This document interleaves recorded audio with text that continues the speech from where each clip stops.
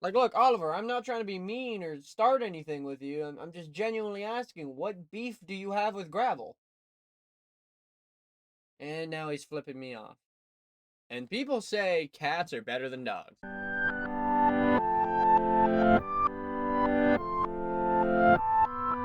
Hello, everyone. My name's Stonsey Boy, and welcome back to Reading with Stonsey. Today, we are reading pages 65 to 85. So, actually, a pretty proper episode for what it stands for. Man, I haven't done an audiobook in a few days, so I'm sorry if I'm a bit choppy here and there with my words. Also, Oliver, if to those who don't know, is my cat. And for some reason, he got in a fight with my other cat, and then my other cat's been weird all day. I already checked him. He's medically fine. It's just, he's acting all pissy today. I don't know. Is pissy a bad word? I got a detention for saying piss once. I don't know if it's a bad word for YouTube. Tell me if this video gets copyrighted or not, would you, viewer? Oh, we're also starting part 2.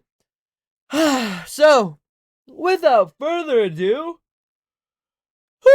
Sorry, guys. Let's begin. Part 2. No laws beyond these. The Scythe Commandments. 1. Thou shalt kill. 2. Thou shalt kill with no bias, bigotry, or malice aforethought. 3. Thou shalt grant an annum of immunity to the beloved of those who accept their coming, and to anyone else who deem worthy. 4. Thou shalt kill the beloved of those who resist. 5. Thou shalt serve humanity for the full span of thy days, and thy family shall have immunity as recompense for as long as you live. 6. Thou shalt lead an exemplary life in word and in deed, and keep the journal of each and every day. 7. Thou shalt kill no scythe beyond thyself. 8. Thou shalt claim no earthly possession save thy robes, rings, and journal. 9. Thou shalt have neither spouse nor spawn. And 10. Thou shalt be beholden to no laws beyond these. Once a year I fast and ponder the commandments. In truth, I ponder them daily, but once a year I allow them to be my sole sustenance. Their genius in the simplicity, for before the thunderhead, governments had constitutions and massive tomes of laws, yet even then they were forever debated and challenged and manipulated. Wars were fought over the different interpretations of the same doctrine. When I was much more naive, I thought of the simplicity of the Scythe commandments made them impervious to scrutiny. From whatever angle you approach them, they look the same over many years, even when they both bemused the horrified by malleable elastic they can be. The things these scythes accept to justify things we can excuse. In the early days, there were several scythes still alive who present the commandments were formed. Now none remain. All have been invoked commandment number 7. I wish I would have asked them how the commandments came about, what led to each one, how they decided upon the wording. Were there any that jettisoned before the final 10 were written in stone? And why number 10? All the commandments number 10 gives the greatest pause for thought. For to put oneself above all other laws is a fundamental recipe for disaster. From the Gleaning Journal of H.S. Curie. Chapter 6. An Elegy of Scythes. The flight was on time, as usual. Weather would entirely be controlled. It was easily diverted away from airports outside of flight paths. Most airlines boasted 99.9% on time and service. It was a full flight with the lavishly appointed seats of modern air travel. It didn't feel crowded at all. These days, flying was more comfortable as sitting in one's living room, with the added perk of live entertainment. String quartets and vocal stylists soared across the skies, and cabin full of contented passengers. Air travel these days was far more civilized than in the age of mortality. It was now an exponentially pleasant way to reach one's destination. Today, however, the passengers of Big Sky Air Flight 922 were on their way to a different destination than the one which they had planned. The businessman was seated comfortably in seat 15C, an aisle seat. He always requested that seat, not without superstition but out of habit. When he didn't get 15C, he was cranky and resentful for whatever did. The company he ran, which was developing hibernation technology, would someday make the longest journeys seem to pass in a matter of minutes. But for now, he would be happy to Big Sky Air, as long as he got seat 15C. People were still filing on, taking their seats. He eyed the passengers moving down the aisle with a mild disinterest. They only make sure they didn't hit his shoulder on their purses and carry-ons as they passed. "Are you heading out or heading home?" asked the woman sitting behind him in 15A. There was no 15B. The concept of the B seat where one had to sit between the other two passengers, had been eliminated along with the unpleasant things, like disease and government. Out, he told her. And you? Home, she told him with a heavy relief sigh. At 5 minutes of departure, the commotion up front caught his attention. A Scythe had entered the plane and was talking to a flight attendant. When the Scythe wants to travel, any seat is fair game. The Scythe would displace a passenger, forcing him to take a different seat, or a different flight if there were no other available seats. More unnerving, however, there were tales of Scythes who gleaned the passenger from the seat they took. The businessman only hoped the particular Scythe didn't have a sight set for seat 15C. The Scythe's robe was unusual, royal blue, speckled with glittering jewels and appeared to be diamonds. Rather ostentatious for a Scythe, the businessman didn't know what to make of it. The age of the Scythe presented in the late 30s, although that meant nothing. No one looked at the true age anymore. He could have been anywhere from 30-something to 230-something. His hair was dark and well-groomed. His eyes were invasive. The businessman tried not to catch his gaze as the Scythe looked down the aisle into the cabin. There was 3 more Scythes appeared behind the first. They were younger, perhaps their early 20s. Their robes, each with a different bright color, also decorated with gems. There was a dark-haired woman, apple green speckled in emeralds, a man in orange speckled with rubies, and another man yellow speckled in golden citrines. What was the collective word of a group of Scythes? An elegy, wasn't it? Odd that there would be a word for something so rare. As an experience, Scythes are always solitary, never traveling together. A flight attendant greeted the elegy of Scythes, and in a second they were past her. She turned, left the plane, and ran down the jetway. She's escaping, thought the businessman, but only then he banished the thought. She couldn't be. He was probably just hurried to let the gate agent know they added passengers. That's all. She couldn't be panicking. Flight attendants were trained not to panic. And then the remaining flight attendant closed the door, and the look on her face was anything but reassuring. The passengers began talking to one another, mumbling and a little bit of nervous laughter. Then the lead Scythe addressed the passengers. Your attention, please, he said in a nerving smile. I regret to inform you this entire flight has been selected for gleaning. The businessman heard it, but his brain told him that he couldn't possibly heard it correctly. Or maybe this was a Scythe humor, if such a thing even existed. This entire flight was been selected for gleaning. That couldn't be possible. It couldn't be allowed, could it? In a few moments, passengers began to wrap their minds about what the Scythe had said. Then came the gasps, the wails, the whimpers, and finally uncontrolled sobs. The misery could not have been any worse than they lost an engine in flight.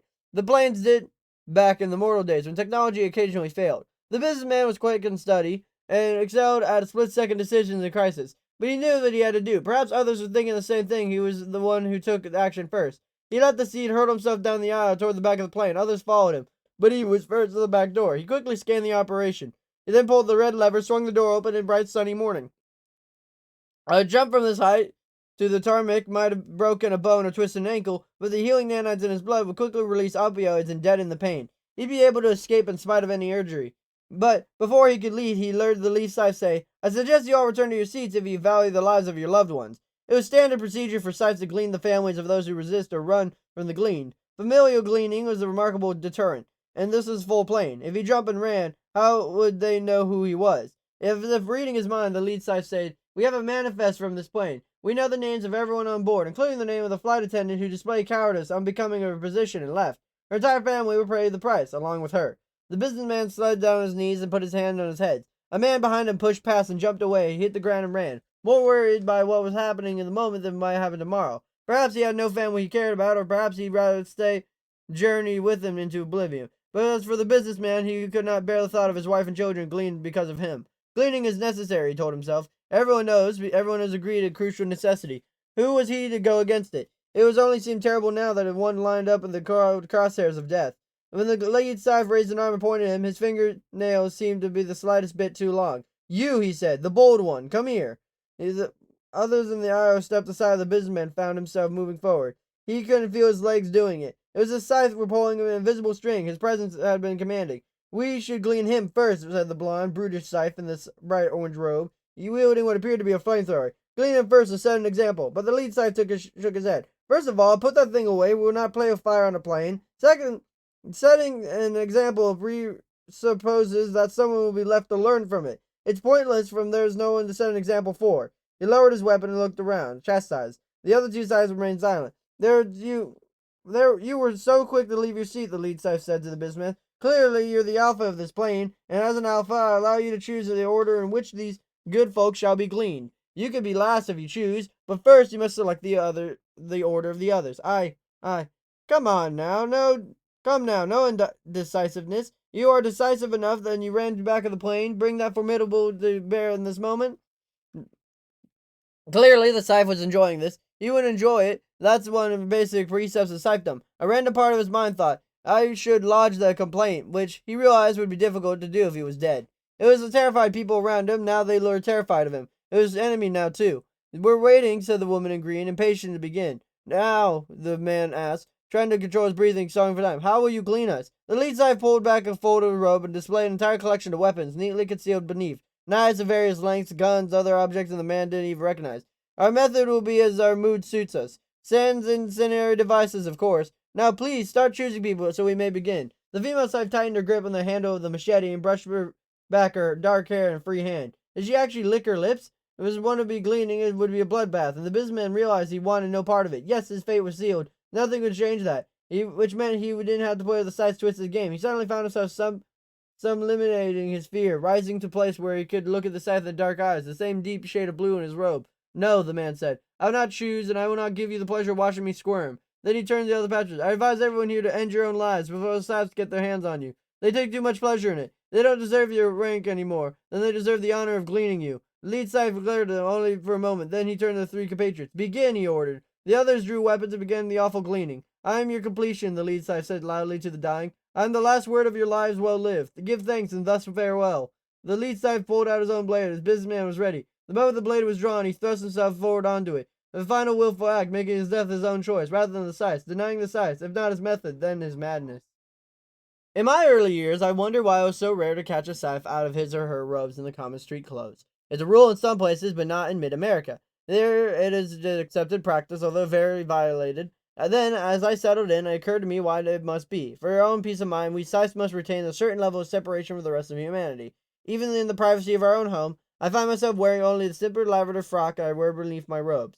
Some would call this behavior aloof. I suppose on some level it is, but for me it's more needed to remind myself that I am other. Certainly most uniform positions allow wearers to have a separate life. Peace offers, the firefighters for instance, are only partially defined by their job. In the off hours they wear jeans and t-shirts and have barbecues and neighbors and coach their children in sports. But to be a Scythe means you're the Scythe every hour of every day. It defines your core and being and only dreams of one free of the yoke. Yet, even in dreams, I often find myself gleaning. From the Gleaning Journal of H.S. Curie. Chapter 7. Killcraft. During your year with me, Scythe Faraday told Rowan and Citra, you will learn the proper way to wield various weapons. You'll become the marksman in more than a dozen types of firearms. You'll be working knowledge of toxicology, and you will train in the deadliest of martial arts.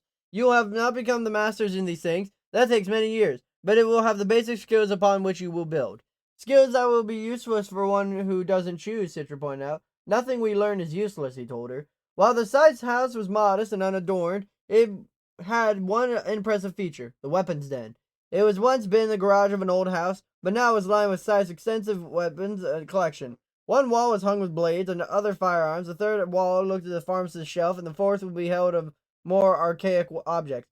Elaborately carved bows and a quiver of obsidian-tipped arrows, brilliantly muscular crossbows, even a mace, although it was hard for them to imagine Scythe Faraday taking someone out with a mace. The fourth wall was more of a museum, they supposed by the fact that they weren't sure it was unsettling. A daily regimen was rigorous. Rowan and Citra trained with blades and staffs, sparring against the Scythe, who was surely strong and limber for a man of his apparent age. They learned to shoot with special firing range for Scythes and apparentics, where weapons that were banned for public use were not only allowed but encouraged. They learned the basics of Black Widow Bok Atar, a deadly version of the ancient Cambodian martial art developed specifically for the Scythedom. It left them exhausted but stronger than either of them had ever been. Physical training, however, was only half of their regimen. There was an old oak table in the center of the weapons den, clearly a relic of the age of mortality. This is where Scythe Faraday spent several hours of stay, schooling them of the ways of the Scythe. Studies in mental acuity, history, and chemistry of poisons, as well as the daily entries of apprentice journals, where there was more to learn about the death than either of them had ever considered. History, chemistry, writing. This is like school, Rowan grumbled to Citra, because he wouldn't dare complain to Scythe Faraday. And then there was the gleaning. Each Scythe must perform a quota of 260 gleanings per year, Scythe Faraday told him, which averages to 5 per week. So you could get weekends off, joked Rowan, trying to avoid a little nervous levity in the discussion, but Faraday was not amused. For him, nothing about gleaning was laughing matter. On days that I don't glean, I attend funerals and do research for future gleaning. Scythes, or should I say good Scythes, don't often have days off. The idea that all Scythes were good was something neither Rowan or Citra ever considered. It was widely accepted that Scythes adhered to the highest moral and ethical standards. There were a rise in their dealings and fair of their choices. Even the ones who sought celebrity were seen to deserve it. The idea that some Scythes might not be as honorable as Scythe Faraday did not sit well in either of the new apprentices.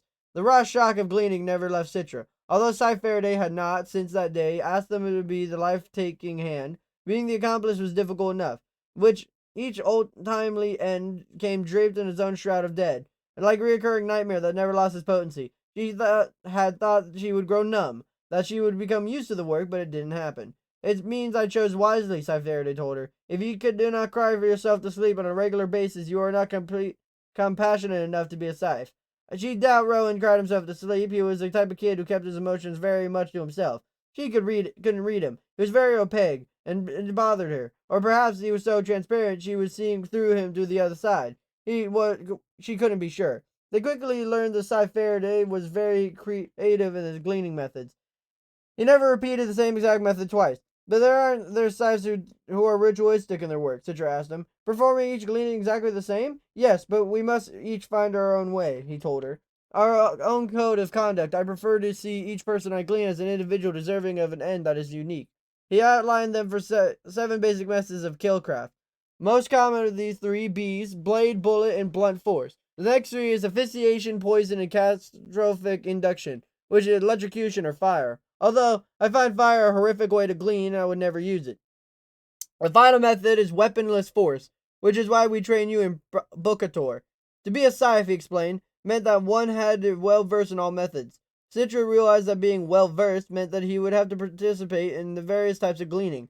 Would he have to have her pull the trigger, thrust a knife, swing a club? He wanted to believe that she wasn't capable of it. He desperately wanted to believe that she wasn't a Scythe material. It was the first time in her life she aspired to fail. Rowan's feelings on the matter were mixed. He found that Scythe Faraday's moral, impersive, and ethical high ground infused Rowan with purpose, but only in the Scythe's presence. Then left to his own thoughts, Rowan doubted everything. Burned into his mind was the look of the woman's face as she fearfully yet obediently opened her mouth to the poisoned. The look on her face the moment before she bit down. I'm an accomplice to the world's oldest crime, he told himself in his loneliest moments, and it will only get worse. While the journals of Scythe were public record, an apprentice still had the luxury of privacy. Scythe Faraday gave Rowan and Citra pale leather-bound volumes of rough-edged parchment. To Rowan, it looked like a relic from the Dark Ages. He wouldn't have been surprised if Faraday gave them a feather quill to go with it. Mercifully, however, they were allowed to use normal writing utensils. A Scythe's journal is traditionally made of lambskin parchment and kid leather. I assume you mean kid as in goat, Rowan said, and not kid as in kid. The finder made the Scythe laugh. Citra seemed to be annoyed that he made Faraday laugh, as it put him in the point ahead of her. Rowan knew how as much as she hated the idea of being a Scythe, she would jockey for position over him, because that's how she hardwired. Competition was in her very nature. She couldn't help herself. Rowan was much better at picking his battles. He could complete the necessary, but rarely got caught up in petty one-upmanship. He wondered if that would be given the advantage over Citra. He wondered if he wanted one. Being the Scythe would not have been a life choice. He had not made any life choices yet, so that a real clue that would do in the eternal future. But now that he was being mentored by a Scythe, he began to feel the might of a middle to be one. If Scythe Faraday had selected him as morally capable of the job, perhaps he was. As for the journal, Rowan hated it. In the large family where no one particularly cared to hear his thoughts on anything, he had become accustomed to keeping his thoughts to himself. I don't see what the big deal is, Citra said as they worked on the journal's dinner one evening. No one will ever read it but you. So why write it? Rowan snapped back. Citra sighed as if talking to a child. It's to prepare you for writing an official Scythe journal. Whenever one of us gets a ring or legally obligated by the Commandment 6 to keep a journal every day of our lives. Which I'm sure no one will read, added Rowan. But people could read it. The Scythe archive is open to everyone. Yeah, said Rowan, like the Thunderhead. People can read anything, but no one does. All they do is play games and watch cat holograms. Citra sighed. All the more reason not to worry about writing one. If it's lost among gazillion pages, you can write your grocery list. And if we ate for breakfast, no one will care. But Rowan cared. If he was going to put pen and paper, if he was going to do what the Scythe does, he would do it right and not at all. And so far, he looked at a painfully blank page. He was leaning forward. Not at all. He watched Citra as she wrote, completely absorbed in her journal. From where he sat, he couldn't read what she had written, but she could tell the fine penmanship. It figured she would have a penmanship in school. It was one of those classes people took just to be superior, like Latin. He supposed he'd have to learn to write in cursive, became a Scythe. But right now he'd be stuck in an inelegant, sloppy printing. He wondered had Citra and he been in the same school, would they have gotten along? They probably wouldn't have been knowing each other. She was the type of girl who participates, and Rowan was the type of kid who avoids. Their circles were about as far from intersecting as Jupiter and Mars in the night sky. Now, however, they had been pulled into convergence. They were not exactly friends. They were never given the opportunity to develop a friendship before being thrust into apprenticeship together. They were partners, they were adversaries, and Rowan found it increasingly hard to parse his feelings about her. All he knew is he liked watching her write.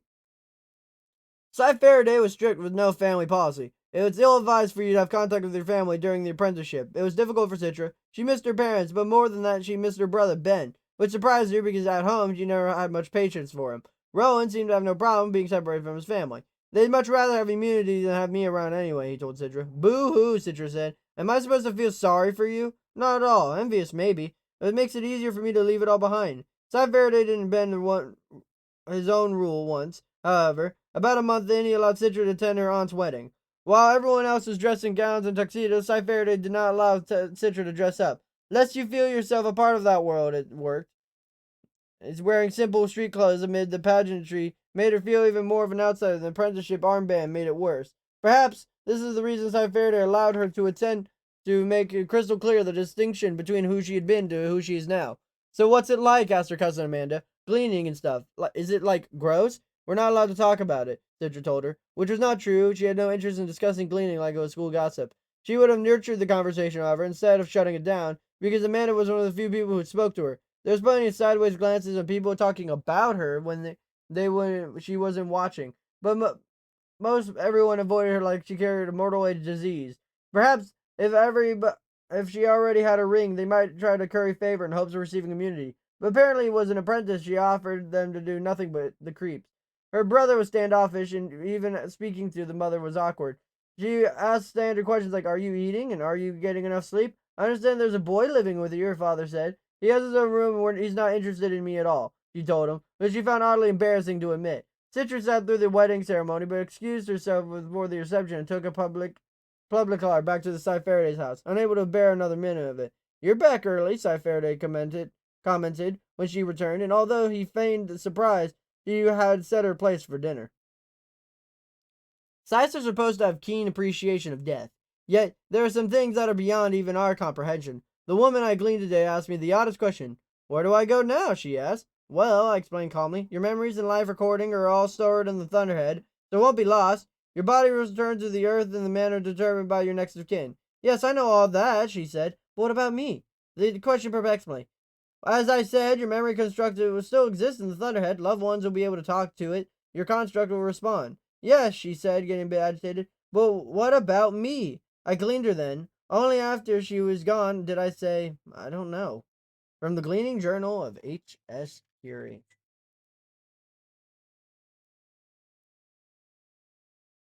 It's a question that really no one ever knows. Where do you go? And I don't know why he had to glean and then answer. That just seems a little disrespectful. Anyways, today we read pages 65 to 85, chapters 6 to 7. Next time we'll be reading pages 86 to 10 and chapters 8 and 9. Yep, that seems about correct. Is that right? I don't know. Yep, 8 to 9. Fantastic. But Stonsey, how would you read 76 pages in one episode? Well, Mr. Viewer, I grabbed the wrong thing. Hold on. I'm stupid. Bop.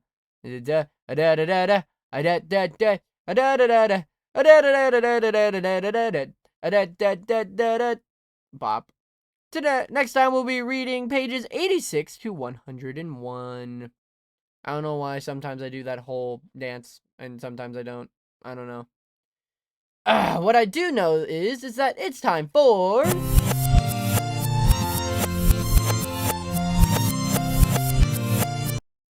Reading Corner of the Day, not Learning Corner, because that name is Slay. Bop. Today we are learning about the Siberian Husky. Very, very known dog. I would say one of the most famous dogs in America, though we did learn that the pit bull was also. But before I learn the history of anything, even if I like it or don't, I should... Wait, what? It's like that meme. It's like, Markiplier goes, "Hello, everybody. My name is Welcome." Like, it's that. I just did that to myself. Before I make fun of or have an opinion on this dog, I should learn of its history. Not only does it make me look smarter and more intelligent and credible, it makes me look more intelligent and... Why am I saying the same things twice? I haven't done this in a while. My apologies. In front of my mom, my dad, my sister, my brother, and that car that just sped past my house and probably is going to crash because it's doing a... I think it was going 70 down to 35. Ugh. But, yeah. The history of the Siberian Husky is that the Chukchi people of the Northeast Asia developed the breed as known as the Siberian Husky. Its ancestry is unknown. Its obvious Spitz stock evolved over hundreds of years as a sledge dog for these nomadic people. During the Alaskan Gold Rush, dogs became a vital part of life in the Arctic regions, and dog racing became the famous source of entertainment. The All-Alaska Sweepstakes race, covering 408 miles between Nome and Candle, was especially popular in 1909. The first team of these Chukchi Huskies brought over the Siberia was entered. Smaller and more docile than most other competitors, they aroused little admiration, with the exception of one racer who was impressed to be imported 70 years of train of the 1910 race. His three teams placed first, second, and fourth, and so set the stage of the Siberian Huskies' unrivaled dominance in the race. Throughout the rest of the year, the dogs earned to keep as utilitarian sledders, but it was in 1925 they gained their greatest acclaim. Teams of Huskies raced 340 miles with a life-saving serum for diphtheria-stricken Nome and were credited for saving the town. A statue in their honor stands in the Central Park, and the first Siberian Huskies came to Canada when the United States was around this time. The American Kennel Company, or AKC, recognized the breed in 1930. During the World War II, many Siberians served in the U.S. Army's search and rescue teams, further capturing the public's admiration. The breed's popularity continued to grow until it was cherished as much as a family pet dog for the racing sled dog and the show dog. It remains one of the most popular of Arctic breeds.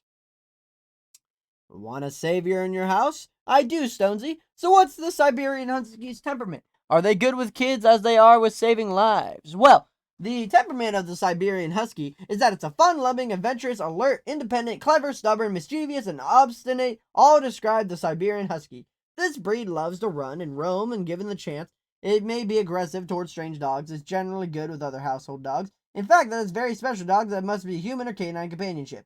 It may chase strange cats or livestock, somehow dig and chew, as do many big dogs. So what's the upkeep? How do I keep this kind, fun, adventurous, and other 500 adjectives of the dog good and well attained in my home? Well, the upkeep of the Siberian Husky is that it's an active dog bred to run tirelessly for miles. It's kept ample daily exercise either in the form of a long jog or long run off leash in the safe area. It also loves to pull and enjoys cold weather. It can live outdoors in cool or cold climates, but ideally it can divide its time between indoors and out. Its coat needs brushing 1 or 2 times a week, daily during periods of heaviest shedding. So a lot of shedding, which is not what we like. Also, if you're a child, please cover your ears. If you're a teenager or an adult, please listen in if you own a Siberian Husky, as we're going to be talking about the health. We're going to be talking about their major concerns, minor concerns, what they're occasionally seen with, their suggested tests when you take them to the doctor, and their lifespan. Major concerns are nothing. Minor concerns are PRA, cataracts, dystrophy, and hypothyroidism. They're occasionally seen with CHD. Suggested tests are for the eye, thyroid/hip. Their lifespan is 11 to 13 years. Pretty good for this breed. Now, what's the form and function? Imagine you don't see these pictures in front of you. Is it going to be slightly longer than tall? I'm pretty sure it is. The Siberian Husky combines power, speed, endurance, enabling to carry light load, moderate speed over a great distance. It's moderately compact, slightly longer than it is tall, a definite northern heritage. It's quick and light on its feet, smooth and effortless stride, exhibiting both good reach and drive, double coat of medium length, soft, dense undercoat and straight, somewhat flat-lying undercoat. Its expression is keen but friendly, interested, and even mischievous. Now, for the final section of today's video is the tier list. 5 is the best, 4 is better, 3 is average, 2 is the worst, and 1 is the worst, unless it comes to grooming, which we're not beating today. Energy levels out of 3. Exercise requirements, playfulness, and affection levels out of 4, so higher than average. Friendliness towards dogs and other pets is out of 3, so average. Friendliness towards strangers is out of 5, not good. Ease of training is out of 1, with a watchdog ability of 3, though a downside of protection ability being out of 1. Terribly, the grooming requirements is out of 3. Cold tolerance is out of 5, with a trade-off of heat tolerance being at a 1. The healthy weight of a male Siberian Husky is 45 to 60 pounds, and a female is 35 to 50 pounds. The height of the average male Siberian Husky is 21 to 23.5 inches, and a female Siberian Husky is 20 to 22 inches, and it's not feet, or else we'd be living in a world of giants. I just realized that we're 2 dogs away before being done with the working group, which is amazing. Oh, speaking of, maybe not so tall as it is, well, quite angry, actually. The next breed of dog we're going to be learning about is the one you'll be learning about in the next episode. So, hope you guys do a fantastic, wonderful day. Be polite, be efficient, make sure to like, comment, and subscribe. It's fun reading, it's fun doing these breeding videos, because, yeah, I just haven't done it in a while because I've been busy at work. And I'll see you guys next time.